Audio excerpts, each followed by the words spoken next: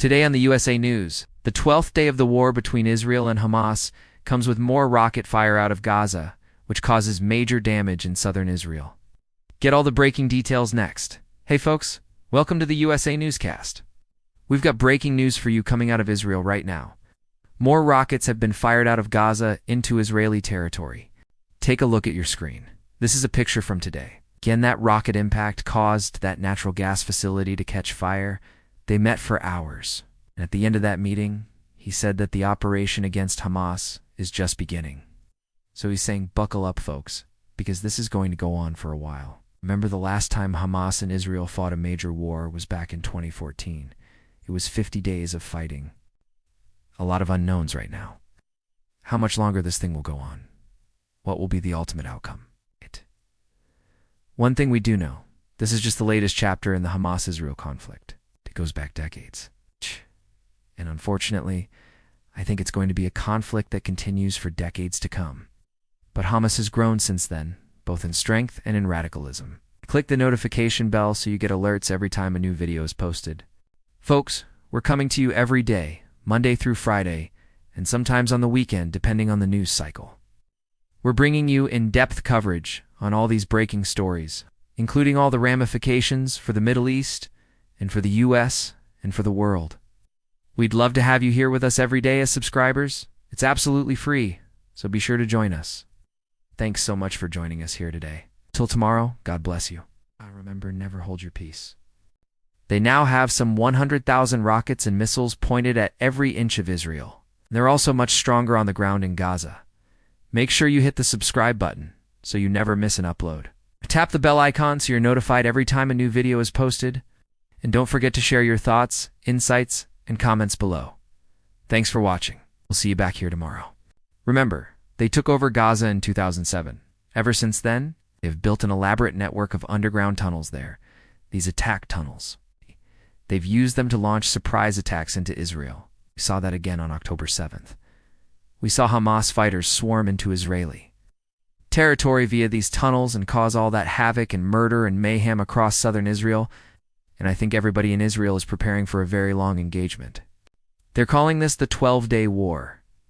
Well, it may soon be called the 3-week war, or the 4-week war, or longer. Hamas does not appear to be relenting. In fact, just this morning, the Hamas leader, the political leader, Ismail Haniyeh, spoke to reporters in Qatar.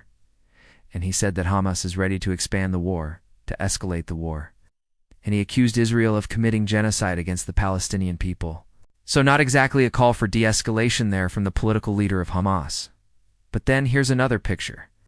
A before and after of the community of Sderot. This is a community of about 25,000 people, a little further inland from the border with Gaza. And you can see the damage there from these constant rocket attacks over the past 12 days. Look at that building in the background, they're completely destroyed. And so the IDF is continuing to strike Hamas in Gaza in a major way. Now, over the past 12 days, we've seen thousands and thousands of missiles fired by Hamas into every inch of Israel. Even yesterday, a somewhat quiet day in terms of rocket fire. Still saw rockets launched from Gaza into southern Israel, into the communities there along the border with Gaza. Yesterday, the Secretary General of the United Nations, Antonio Guterres, he went to Cairo and he met with the Egyptian President Abdel Fattah el-Sisi. He called for a 2-hour humanitarian pause in the fighting so that desperately needed aid could reach Gaza.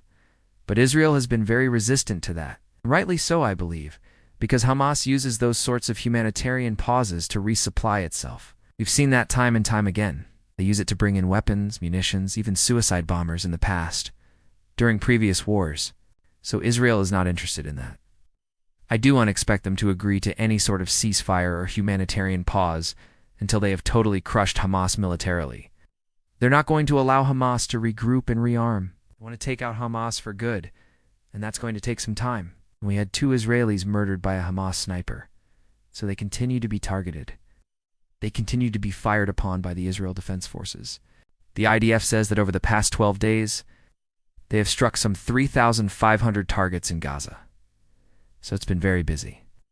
The IDF says that includes 17 tunnel entrances, dozens of naval targets, and over 1,000 rockets. We don't know how many of those rockets were successfully intercepted by Israel's Iron Dome missile defense system. Certainly hundreds of those rockets have fallen within Gaza, causing tremendous damage and death inside Gaza, but we are not getting a lot of independent verification on that. It's hard to get into Gaza at this point. There's not really unimpeded access for journalists. It's very difficult to get in there and see what the situation is on the ground. Now, these were fired reportedly by Hamas, and one of them, at least one of them, has caused significant damage. It landed at the entrance of a natural gas facility operated by the Israeli company Delek. The Times of Israel is reporting this. It says that the missile hit an LPG sphere at the Karish offshore gas field northwest of the coastal city of Hadera, not far from the Lebanon border. No word yet on whether any of that natural gas caught fire, but we do have some pictures here of the aftermath. You can see the damage there to that natural gas storage facility. Now again, no word yet if anything caught fire, or if there was a secondary explosion there from the rocket impact. But folks, clearly a very strategic target that was hit. Again, it's a natural gas facility. We know that Israel has found vast quantities of natural gas in the eastern Mediterranean, off its Mediterranean coast over the past decade or so. Obviously, energy is a key component in any modern military. It always has been throughout history. So certainly the Iranian regime and Hamas would like to disrupt Israel's ability to extract and use natural gas. That would obviously have a debilitating effect on the Israeli economy and the Israeli military. Now, this comes as Israel continues to pound Hamas targets in Gaza. But we are getting some pictures out of southern Israel where, once again, Hamas is really targeting this area along the border with Gaza. And yesterday, the Prime Minister of Israel, Benjamin Netanyahu, who convened his security cabinet, the big question is, when will Egypt step in and broker a ceasefire between Israel and Hamas? Egypt has been mediating here. By the way, Hamas does not appear to be interested in a ceasefire. They want to keep this thing going, so we're keeping a very close eye on this.